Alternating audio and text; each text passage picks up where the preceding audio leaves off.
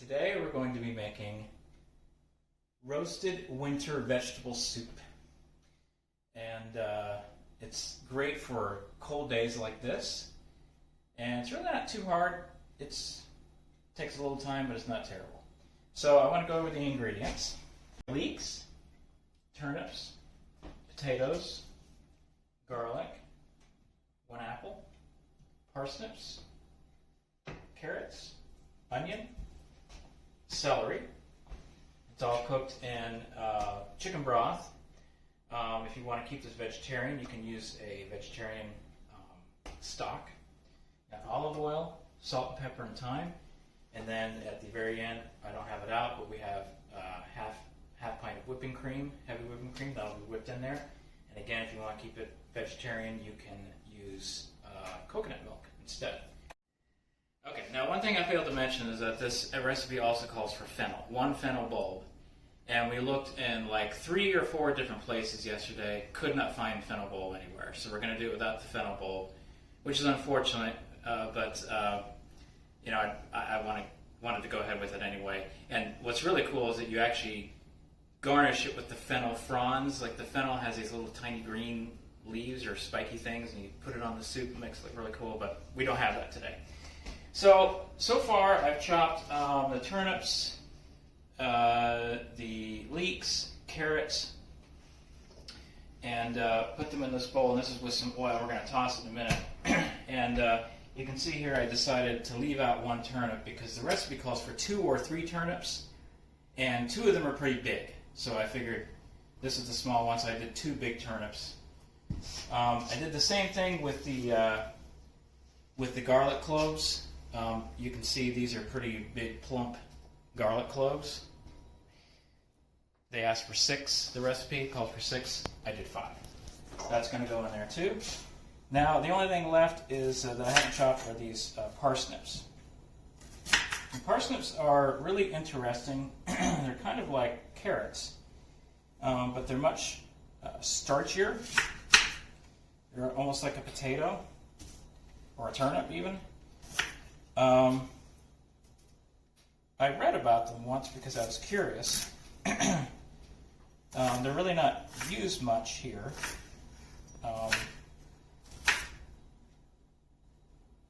I guess they're like the European version of a carrot. Oops. And carrots are actually more nutritious. So what's really neat about them, though, is I wish you could smell. It has a minty smell. It's like very fragrant, minty smell. So it's just fun to cook with. And we're just going to cut them up in pieces here. So we're going to toss all this in the oil, and it's going to bake on a cookie sheet at 375 when we get there.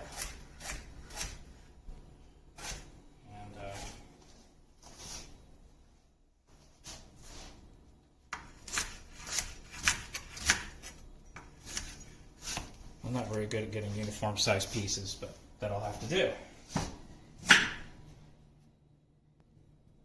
Now this has a rotten spot on it. We'll just sliver that off like that.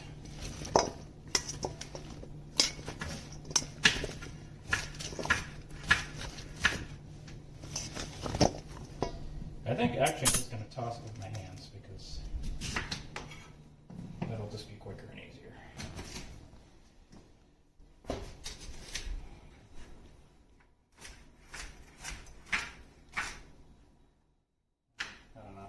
It's too big.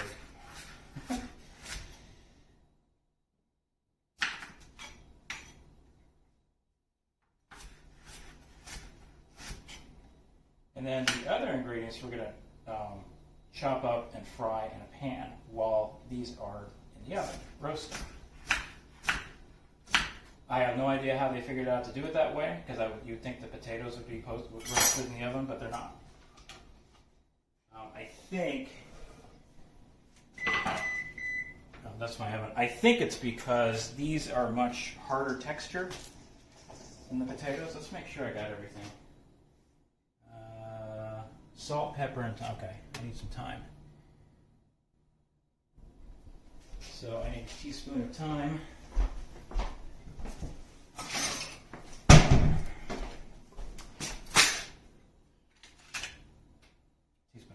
rather. And this is the best I got for the salt. I don't have I have a big giant container of salt. So this seems kind of silly to do it this way, but oh well, it works. Salt.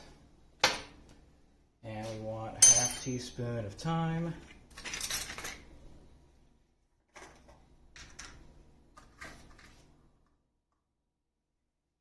That. And a half teaspoon of pepper.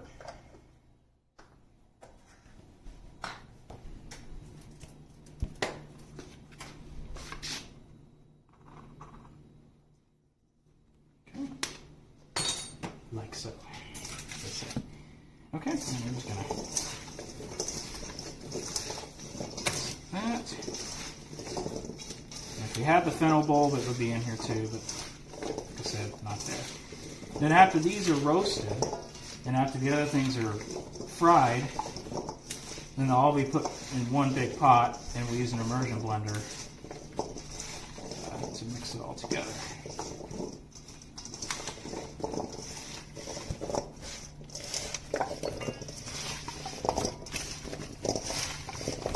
Well, I think that's good. Put it on here.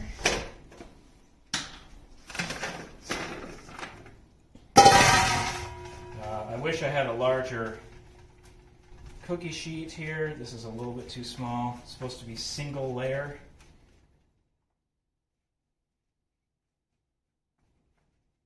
We'll just spread it out as best we can.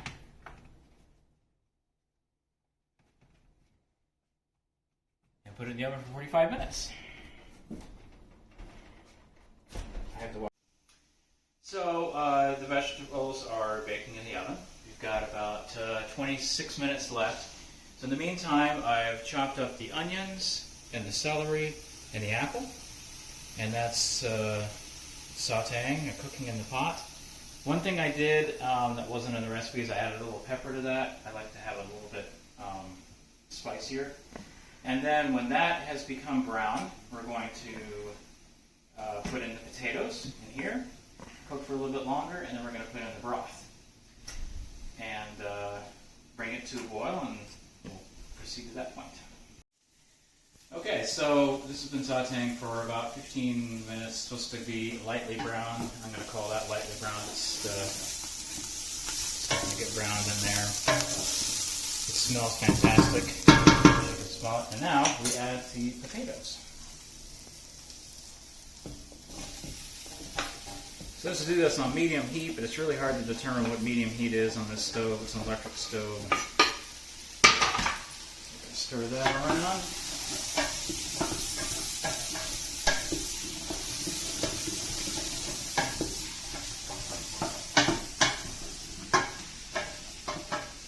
Potatoes in there. It really smells fantastic. Okay, let's just look at the vegetables. We've got 13 minutes. Let's take a look. They're looking pretty good. You can see the leeks are kind of getting browned there. That's fine. Okay. In a moment we'll add the broth and bring that to a boil. Okay, so you don't want to let this go for too long because the potatoes start sticking. So now I'm going to add the 6 cups of stock. Here's 4 of it. And we're going to bring that to a boil, so I'm going to crank up the heat. I need to add 2 more cups.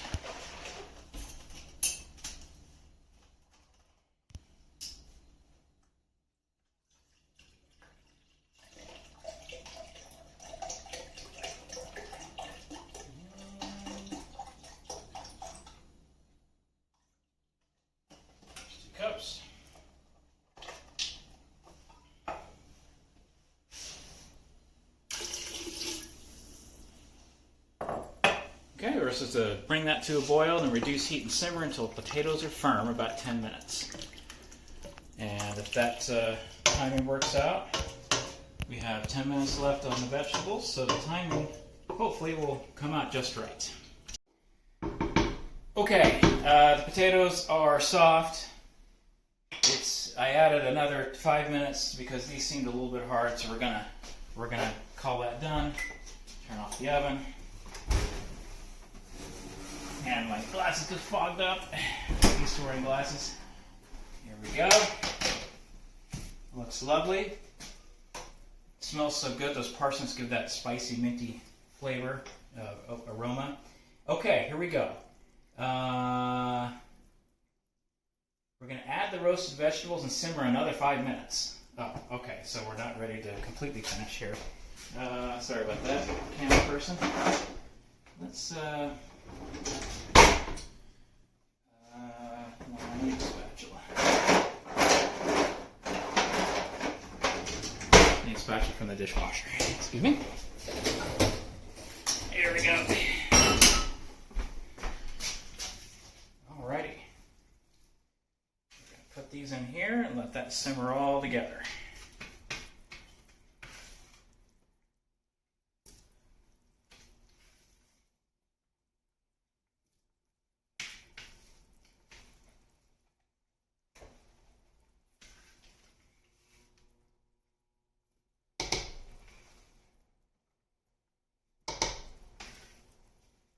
I've only done this recipe once, and it was a year ago, so I don't have all of the details memorized. Some recipes that I don't even need to get the recipe card out, I've done it so many times, like my chili.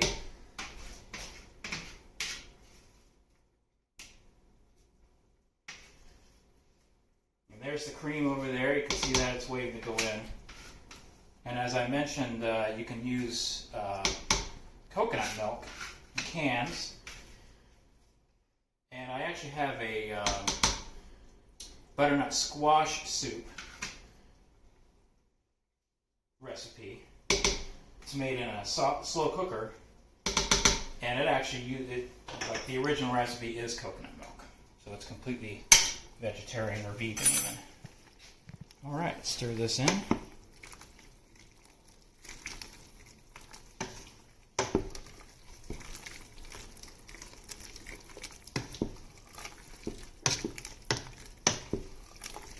Okay.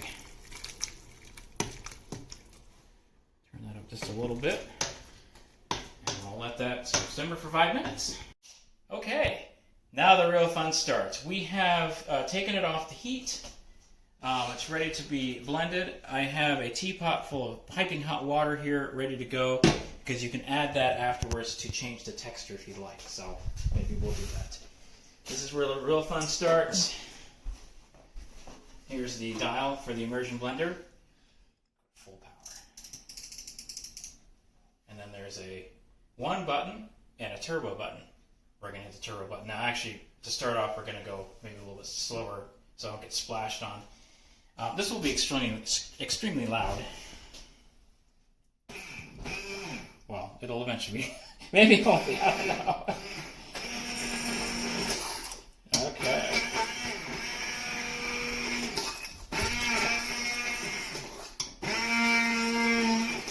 This does take a while to do.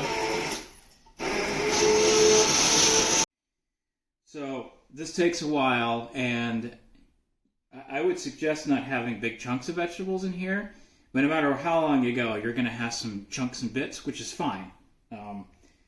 But you can have it be kind of chunky or smooth it out as much as possible.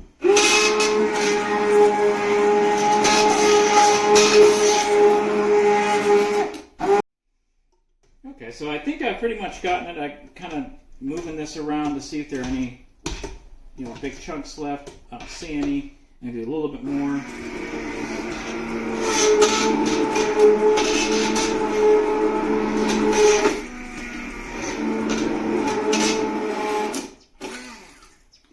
Okay, that's done. I'm going to unplug that.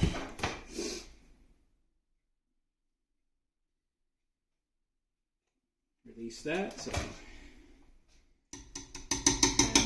I don't have a kitchen assistant like shows have, so I'm going to rinse this off right away so it's much easier to clean later. There's little teeny blades in there. And that would be hard to wash, so we're just going to rinse it off now.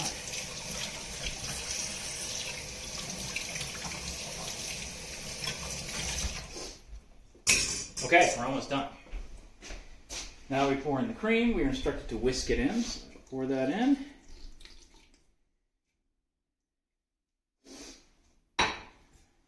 Whisk.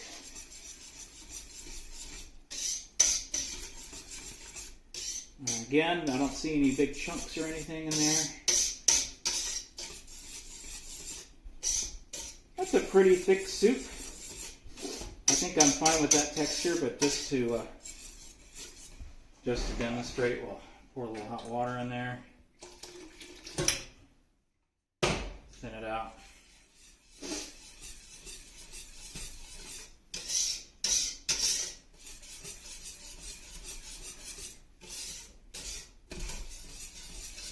Just a beautiful color as well. Again, I'm going to rinse this off.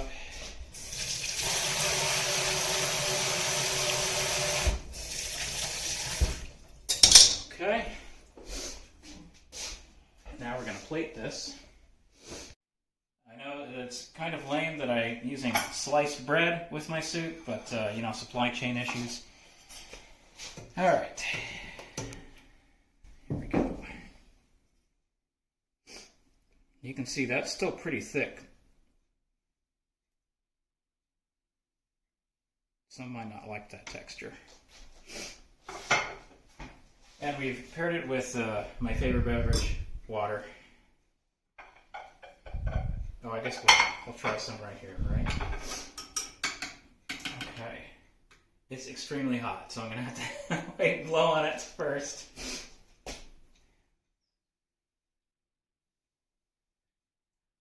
Oh, it's fantastic.